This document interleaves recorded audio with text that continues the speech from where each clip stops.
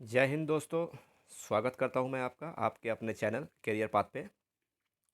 और आशा करता हूं कि आप लोग अच्छे होंगे, खुश होंगे और अपने स्टडी में होंगे, जहां भी होंगे पढ़ाई से जुड़े हुए ही होंगे। तो जैसा कि आज का आप टॉपिक देख पा रहे हैं, थंबनेल में आपने देख ही लिया होगा कि आज का जो टॉपिक है वो टॉपिक एक्चुअली बहुत सारी हमें जो है कमेंट की गई थी कि सर इस टॉपिक पे आप वीडियो लाइए, और काफ़ी दिनों से की जा रही थी।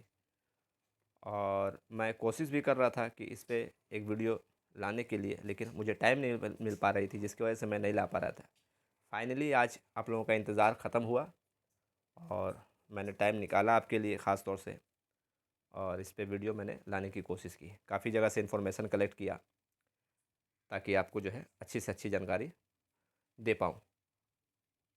सबसे पहला बात होता है जो मैं आप लोगों के साथ शेयर करना चाहता हूँ।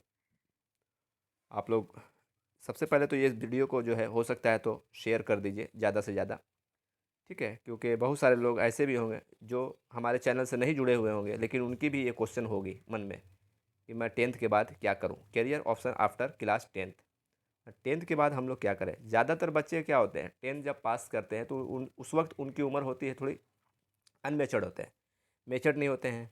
बहुत सारे लोगों के घर में जो गार्जियन होते हैं तो वो उनको गाइडेंस कर देते हैं, पढ़े लिखे होते हैं, तो वो उनको गाइडेंस कर देते हैं वो अपने बच्चे को, तो वो सही जगह पे चले जाते हैं। लेकिन बहुत सारे ऐसे बच्चे हैं जो ख़ास तौर से गरीब तबका से आते हैं, जिनके घर में पढ़े लिखे लोग उतने नहीं हैं, ठीक है? तो उनके साथ क्या मसला होता है कि उनके साथ यही मसला होता है कि वो जो है आपका काफ़ी मतलब दिक्कत का सामना करना पड़ता है। ना उन्हें कोई गाइडेंस मिलती है सही, ना उन्हें पता होता है कि अब मैं क्या करूँ, इसके बाद मैं क्या करूँ, ठीक है? तो वो लोग क्या होते हैं, फ्रस्ट्रेटेड होके जो है लास्ट में या तो पढ़ाई छोड़ देते हैं या तो किसी काम की तरफ चले जाते हैं। तो ये उनके साथ ज़्यादातर मसला होता है। तो इसके रिगार्डिंग मैंने भी सोचा कि नहीं, इसके रिगार्डिंग कुछ वीडियो बननी चाहिए ताकि आप लोगों को एक जो है गाइडेंस मिल पाए और आप लोग इसके हिसाब से काफ़ी लाइन चुन सकते हैं आफ्टर 10th के बाद। तो चलिए देरी ना करते हुए आपकी फरमाइश पे शुरू करता हूँ मैं ये इस वीडियो को।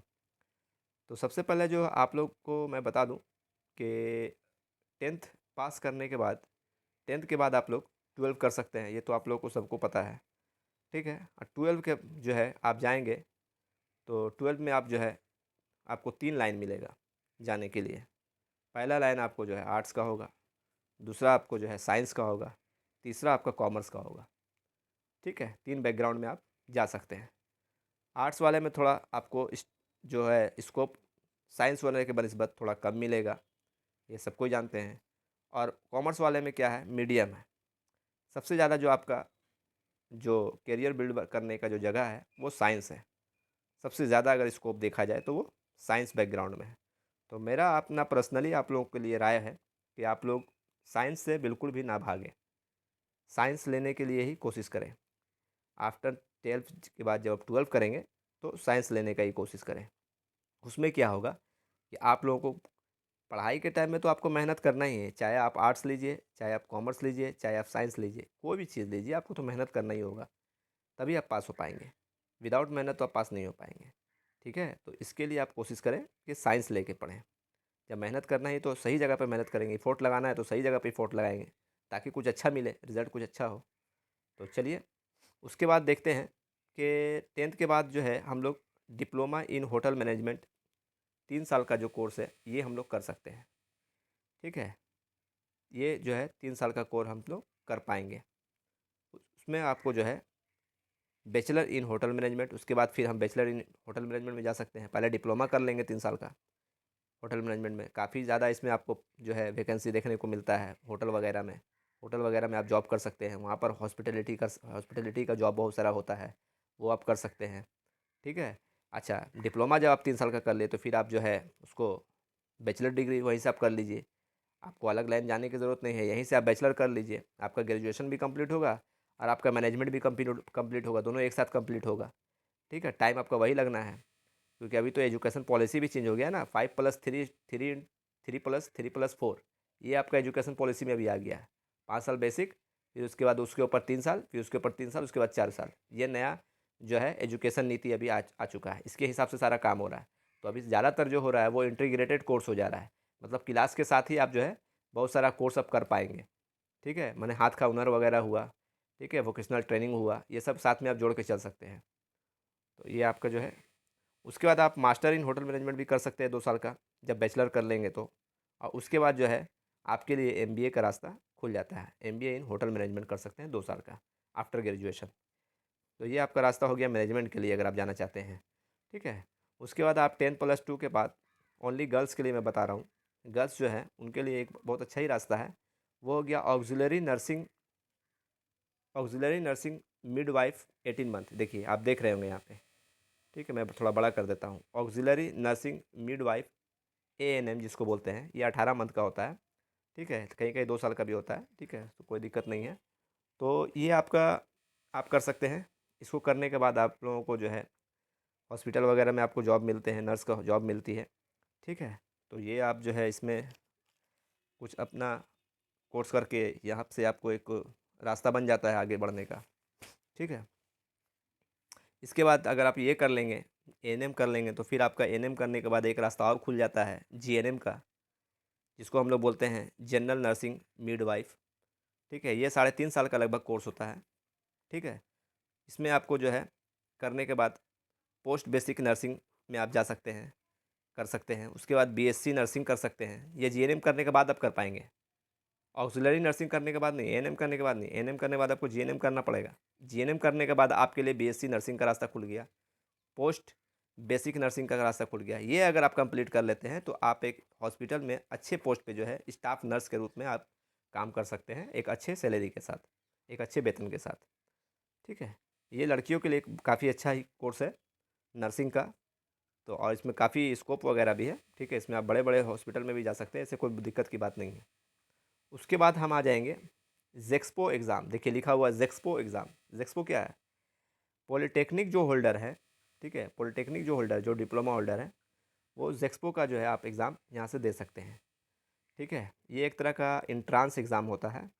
ठीक है, एक लेटरल एंट्री एग्ज़ाम है।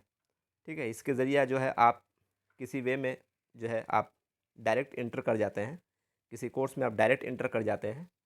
ठीक है, तो इसमें आपको कौन कौन सा आ जाता है? एम ई आ जाता है सबसे पहला, तो और सबसे पॉपुलर जो आप लोग सभी जानते होंगे, AMI के बारे में। देखिए मैं बड़ा कर देता हूँ इनके बारे में, ये जनाब के बारे में।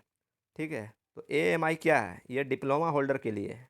बेसिकली होता क्या है कि जब हम देखते हैं कि आफ्टर आपका डिप्लोमा, जो इंजीनियरिंग स्टूडेंट है आफ्टर डिप्लोमा वो क्या करते हैं, या तो वो प्राइवेट सेक्टर में ज्वाइन कर लेते हैं जॉब के लिए, या गवर्नमेंट सेक्टर में ज्वाइन कर लेते हैं as a JE junior engineer.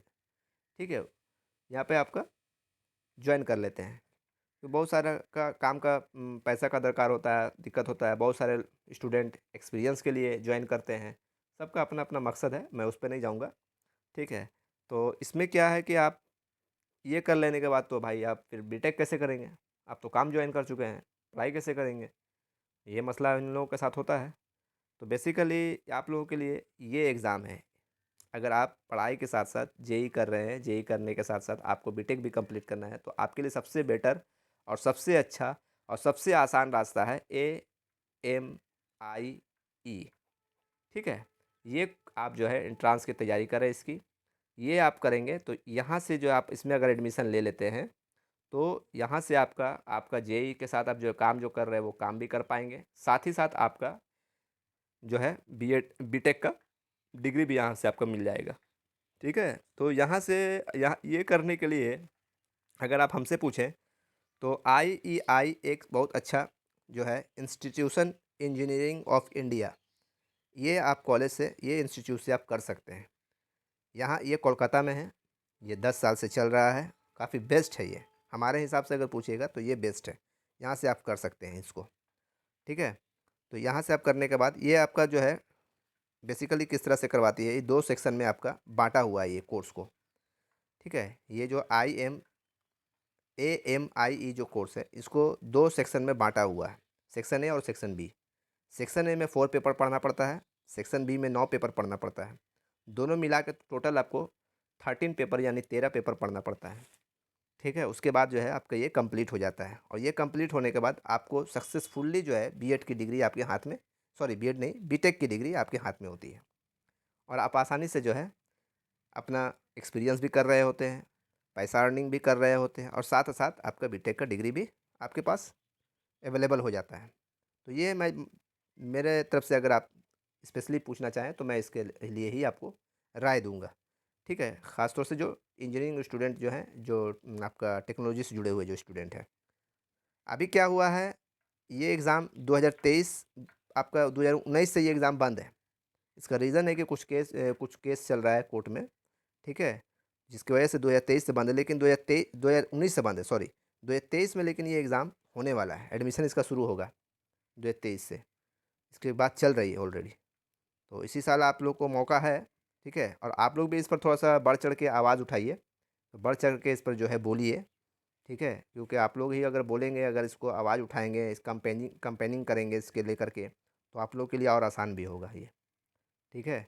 बाकी मैं एक और बात और बोल दूँ, अगर किसी भी कैंडिडेट का कोई अगर क्वेरीज़ है, कोई क्वेश्चन है, तो हाँ, वो हमें कमेंट में करें।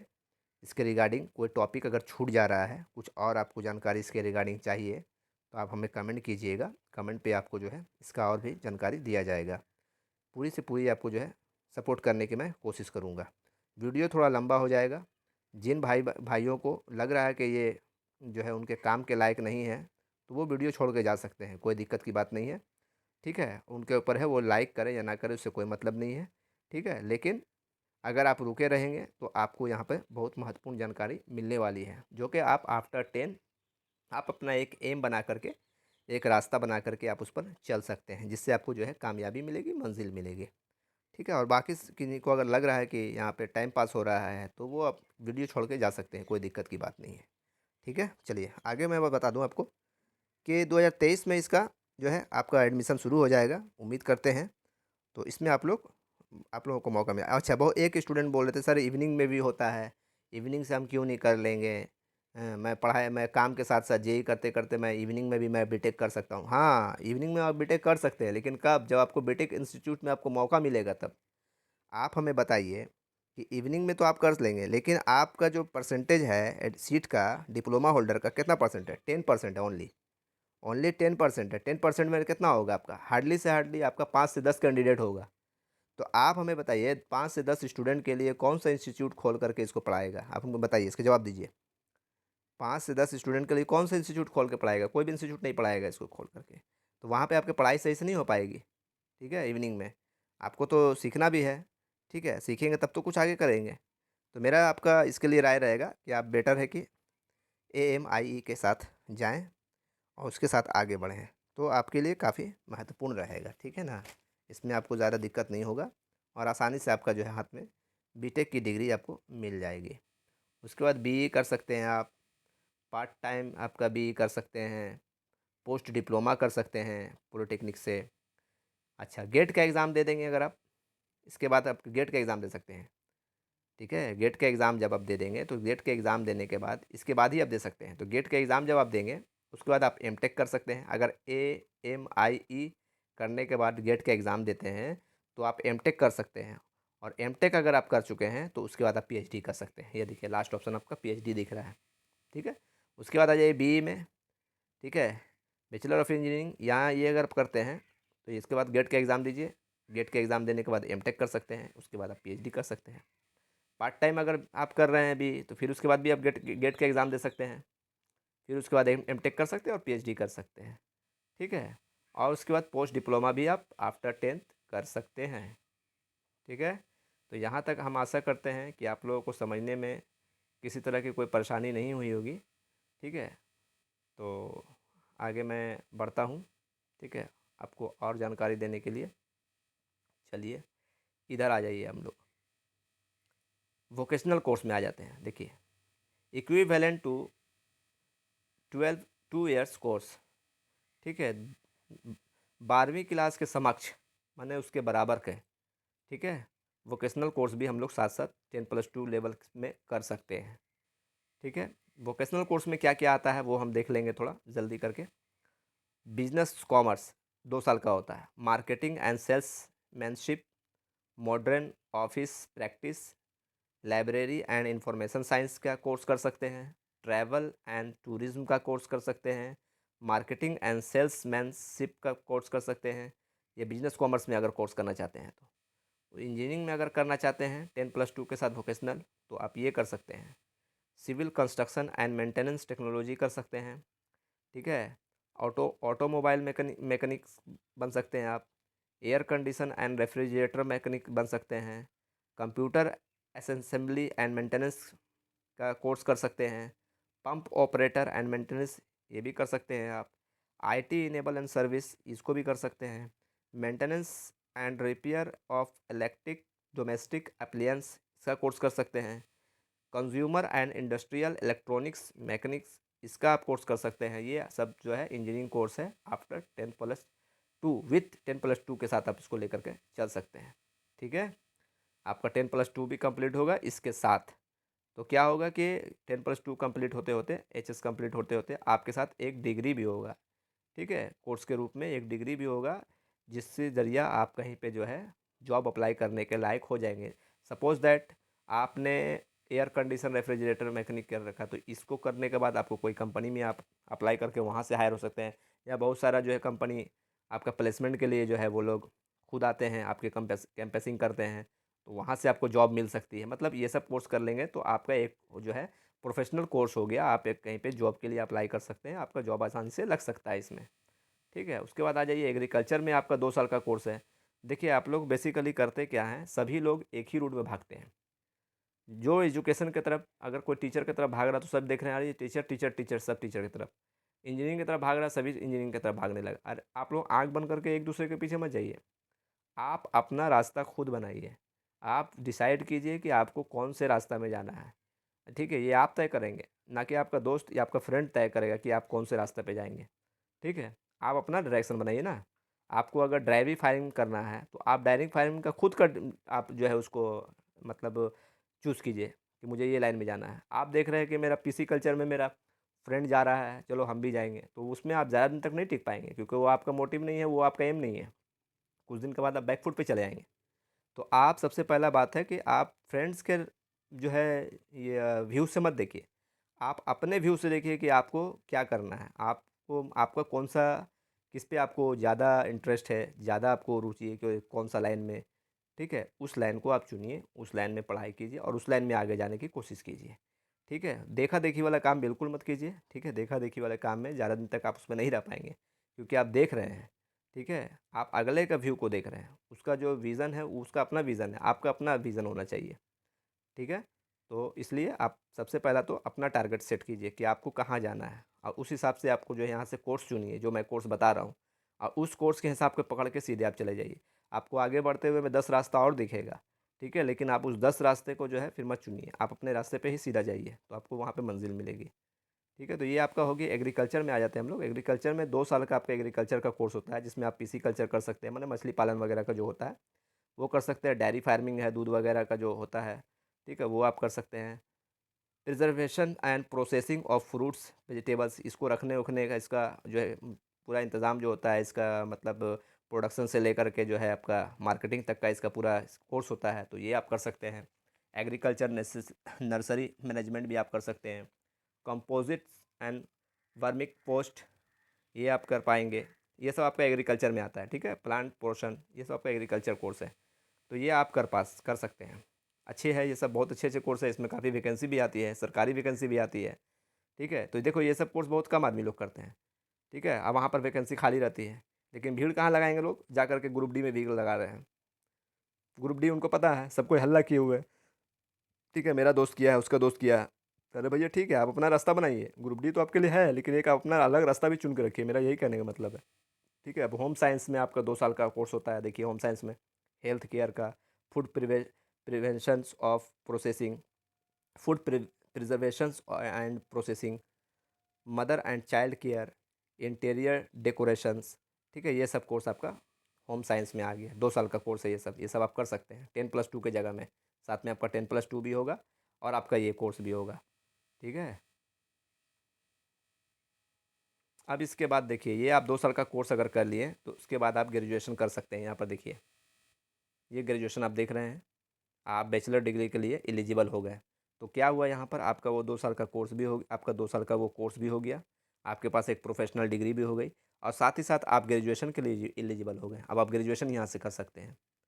तो समझ रहे हैं बात, तो किस तरह से लिंकअप है। लिंकअप को समझिए कि लिंकअप कैसा है। लिंकअप जब तक आप नहीं समझिएगा तो पढ़ाई नहीं कर पाएंगे, करियर को नहीं बना पाएंगे। करियर बनाने के लिए भी आपको जो है, जिस तरह से हर चीज़ में आपको जो है दिमाग लगाना पड़ता है, उस तरह करियर को भी बनाने में दिमाग लगाना पड़ता है कि हमको कैसे जाना है, कौन रूट से जाना है तो हमको मिलेगा। भीड़ की तरफ मत जाइए कभी भी, भीड़ से अलग हटिए।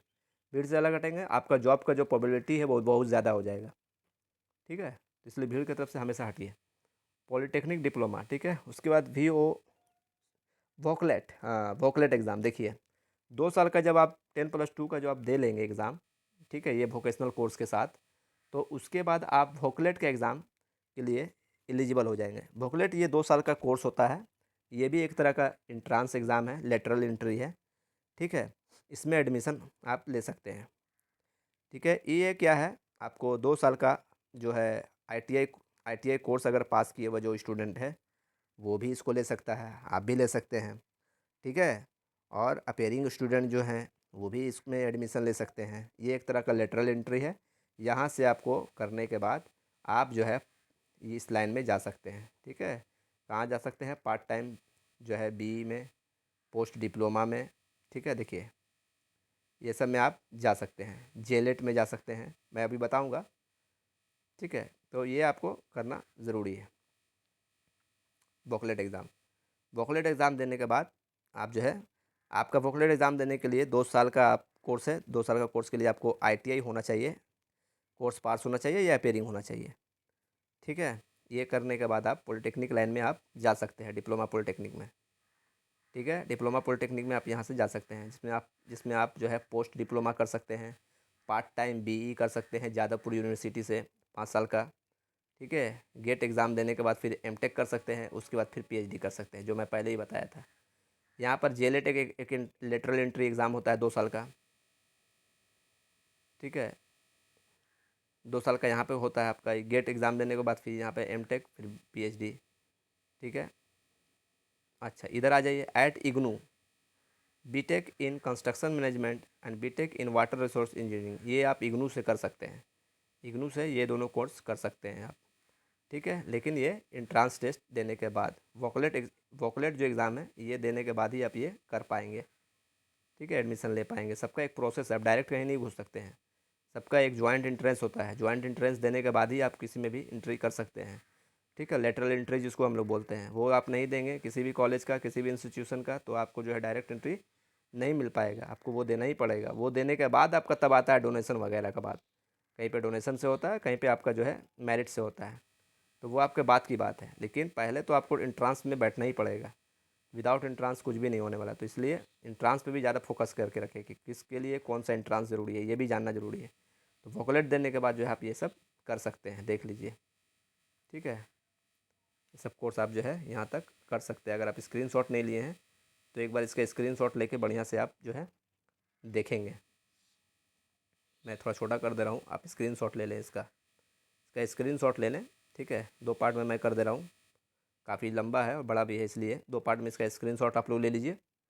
स्क्रीनशॉट लेने के बाद इसको जो है देखिएगा। ठीक है, ले लिया आपने, आशा करता हूँ। ठीक है, स्क्रीनशॉट ले चुके हैं। अब यहाँ का आप लोग शॉट ले लीजिए, देखिए। इसका देखता हूँ मैं, PDF नहीं होगा तो मैं आपको टेलीग्राम पे उपलब्ध करा दूँगा। ठीक है, इसका PDF भी मैं दे दूँगा टेलीग्राम पे। मेरे टेलीग्राम चैनल से जुड़े रहिए, @career हमारा टेलीग्राम चैनल है। ठीक है, तो उस पर जुड़े रहिए, वहाँ से आपको जो है जानकारी मिल जाएगी, आपको PDF वगैरह मिल जाएगा। इधर आते हैं हम लोग, लास्ट में देखिए ITI लिखा हुआ है ना, ITI इंडस्ट्रियल ट्रेनिंग इंस्टीट्यूट है ना, ये आपका इंडस्ट्रियल की यहाँ पे पढ़ाई होती है। ठीक है, ये भी एक तरह का पॉलिटेक्निक पढ़ाई है। इसमें आपको ITI after 10th M and B category, 2 category में होता है। ITI में देखो ज़्यादातर क्या होता है, ITI में लोग क्या जानते हैं, ITI में सोचते हैं कि बस इलेक्ट्रीशियन, फिटर, वेल्डर, सोचते हैं यही है। नहीं, ITI में बहुत कोर्स है, हम लोग को पता ही नहीं है कि ITI में कितना कोर्स है। सबसे पहला बात, 100 में से अगर हम पूछते हैं स्टूडेंट से कि ITI में कितना कोर्स है, तो हमको लगता है कि 10 से 15 ही स्टूडेंट बता पाएंगे कि आईटीआई में कोर्स कितना है, बाकी स्टूडेंट नहीं बता पाएंगे। देखिए आईटीआई में कितना कोर्स होता है, कि एम कैटेगरी और बी कैटेगरी का होता है। एम कैटेगरी में आपका आता है टूल एंड डाई मेकर, 3 साल का कोर्स होता है। ड्राफ्ट्समैन, मैकेनिकल, जो बिल्डिंग्स जो बनती हैं, चीज़ें बनती हैं, मैकेनिकल जो चीज़ बनती हैं, ठीक है, वो उसका ड्राफ्ट्समैन उसका जो है नक्शा बनाता है, ठीक है, उसका 2 साल का कोर्स होता है। ड्राफ्ट्समैन सिविल, एक तो सिविल होता है और एक मैकेनिकल होता है। मैकेनिकल जो आपका पार्ट्स वगैरह हुआ, ठीक है, कोई मशीनरीज हुआ, उसका जो नक्शा बना रहा है तो वो आपका मैकेनिकल कहलाएगा। ड्राफ्ट्समैन आपका कहलाएगा जो बिल्डिंग वगैरह बना रहा है, घर बना रहा है, तो उसका जो नक्शा बनाते हैं वो आपका सिविल ड्राफ्ट्समैन कहलाते हैं। ये 2 साल का कोर्स है, ये भी काफ़ी अच्छा कोर्स है, काफ़ी डिमांडेबल कोर्स है। सिविल ड्राफ्ट्समैन, सिविल में ड्राफ्ट्समैन एंड ड्राफ्ट्समैन मैकेनिकल, ये दोनों जो है काफ़ी जो है पॉपुलर कोर्स है, और काफ़ी जो है इसमें आपको जॉब वैकेंसी वगैरह देखने को मिलती है।